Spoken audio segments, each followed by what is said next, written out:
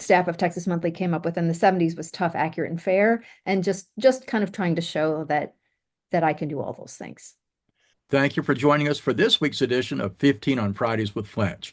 Last week, I interviewed Katy Vine, the executive editor of Texas Monthly Magazine. She was so insightful and so informative that we decided to cut the interview into two pieces, and so this is part two of my interview. So please look forward to learning more about Texas Monthly and how they cover the news with this interview with Katy Vine, executive editor of Texas Monthly, on 15 on Fridays with Fletch.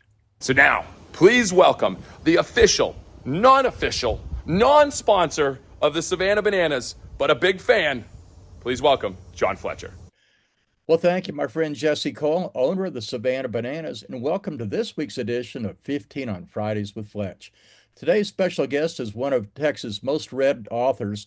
She joined Texas Monthly in 1997. She's the executive editor for Texas Monthly and has been since 2023. Her bio states that she's 31 years old, so that means she began at Texas Monthly at age 2. Her stories have included the $17 million Fruitcake Embezzler from Collin Street Bakery, the dance team mom who kidnapped a Kilgore Rangerette, the story of the Odessa prostitution parlor that was adapted to become The Client List, a movie. She's been a Civil War reenactor, and she also stood inside the Globe of Death, a metal sphere with motorcycles driving all around her. And she hosts the Texas Monthly podcast, TM Out Loud, where she spearheaded the 2024 true crime series, The Problem with Eric. If you want something off the beaten track, you found the right person. Please welcome the executive editor of Texas Monthly, Katy Vine. Welcome, Katy. Thanks so much for having me. You bet. So let's see, you've covered the Fruitcake Embezzler, the woman who kidnapped a Kilgore Rangerette. You've been a reenactor in the Civil War in a wool uniform in 90-degree heat, and you stood in the middle of motorcycles racing around you. Tell us what literally gets your motor going. There are a lot of different ways to get into a story, but yeah, I do tend to find myself in adventurous situations, I guess. I felt like as you were reading those, I was like, wow, this feels like this is your life. Just That's it. but yeah, I love it's always great to have participate in those scenes where there's a lot going on.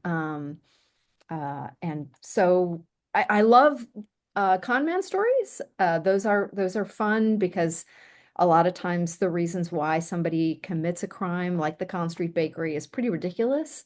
Um, and I did another one where a guy, T.R. Wright, was crashing planes and setting boats on fire as part of like an insurance scam. But it turned out he was really offended that I was writing about that since he claimed to be an international arms dealer. He's like, why is nobody talking about that? They're just I love big characters, and a lot of times big characters tend to be into eccentric things, I guess. That's probably a pretty Yeah. good way. That's a good way to put it. Yeah. Well, Yeah. so you've opened up a whole lot of things. So imagine if you go to your breakfast table and there's a message to Katy from God. Here's Yeah. that bucket list story that you've been waiting all your life for. Yeah. What is it? It's a surprise, I guess. I mean, I know that sounds like cheating, but it is. I mean, my happy places really would be like some kind of white collar crime, or at least something with a really strong engine, plus something with a really big subculture and a big character who's not afraid to um, tell me everything he or she is thinking. Well, so since you have also written about barbecue, so Yeah, do you need somebody who has stolen something and then stopped at a barbecue stand it'd be to amazing.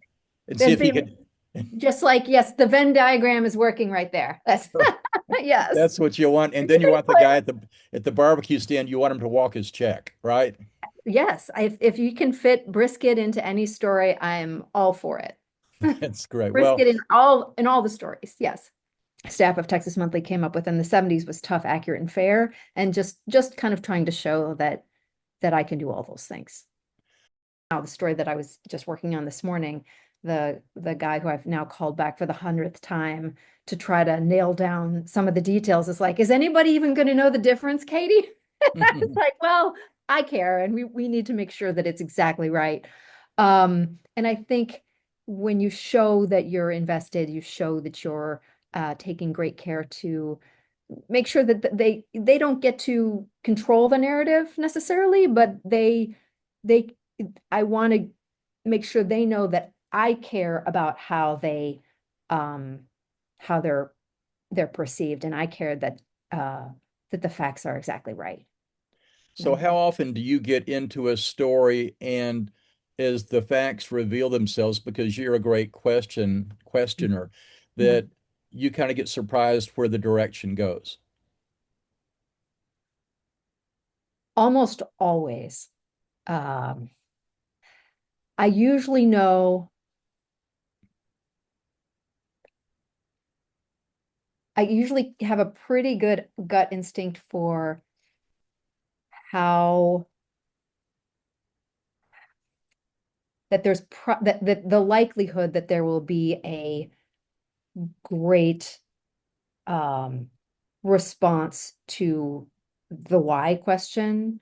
For any, but if the people involved really open up and and are unafraid to talk about it, uh, that is the most productive interviewing, because then suddenly the really specific all the details can come to life. And usually the longer you can have those conversations, you can find universal story threads pretty easily. And those folks um, will feel, the more seen they feel, the more they're willing to give. And that's always where the surprise comes in. And that's often the most satisfying part of the interviewing process.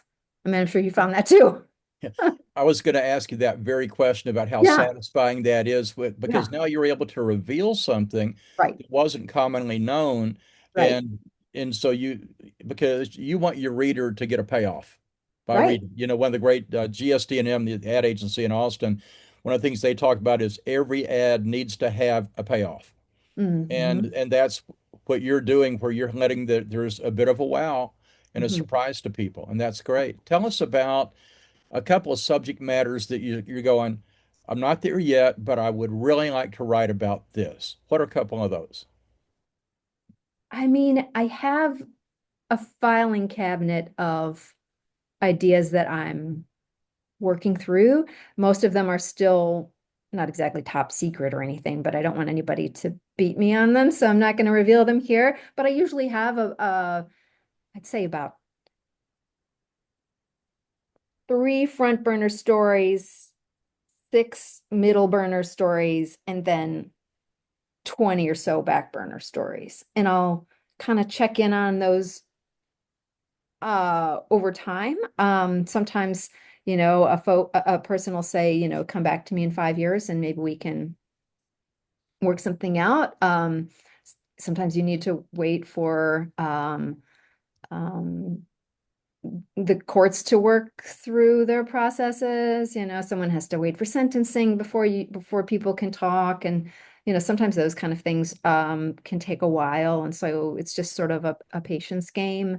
What writer or professor impressed you and inspired you? Yeah, I didn't study journalism in college. I was a classics major and an English major.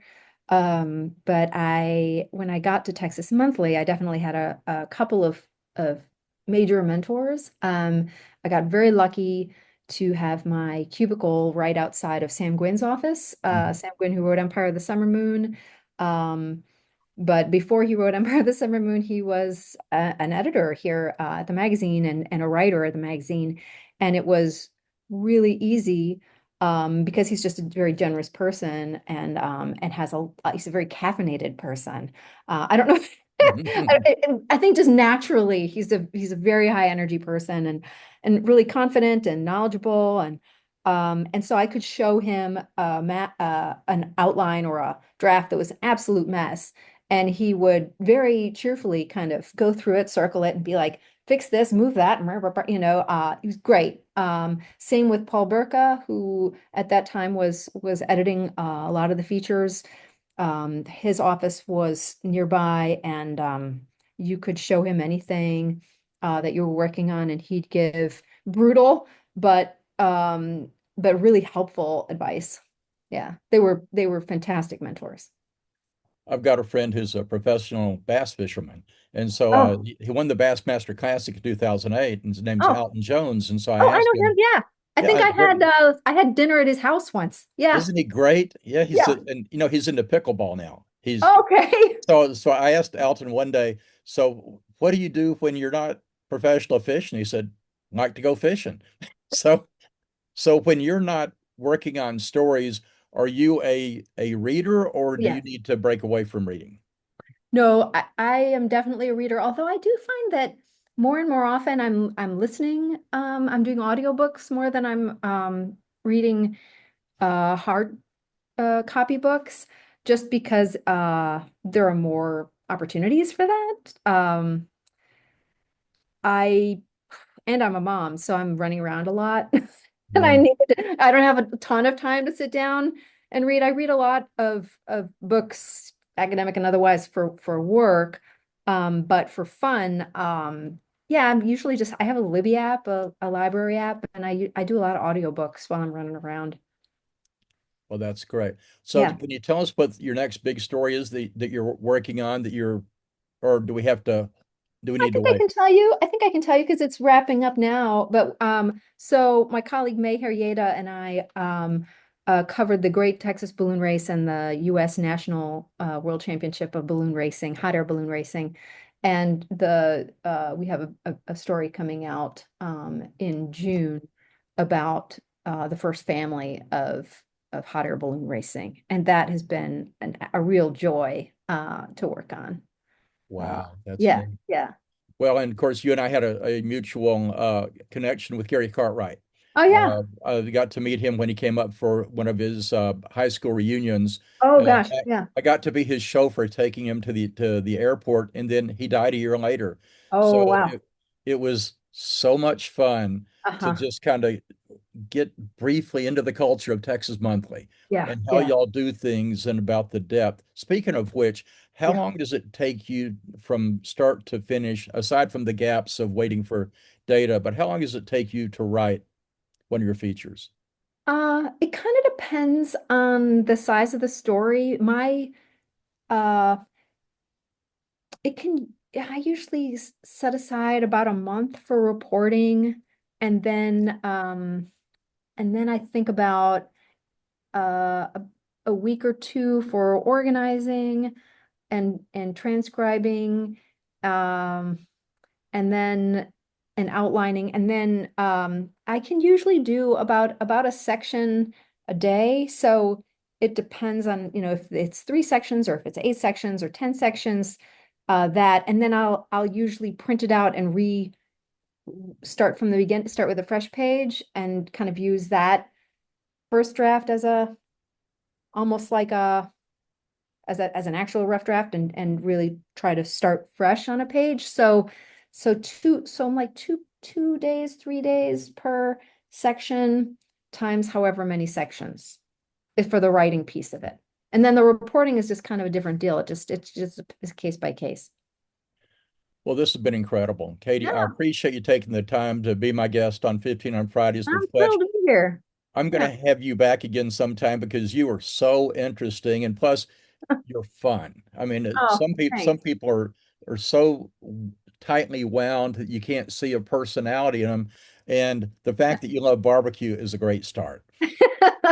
Thanks so much. Well, great. Well, thank you so much, Katy. Okay. I look forward to having you back again on 15 on Fridays with Fletch. Thanks so much, John.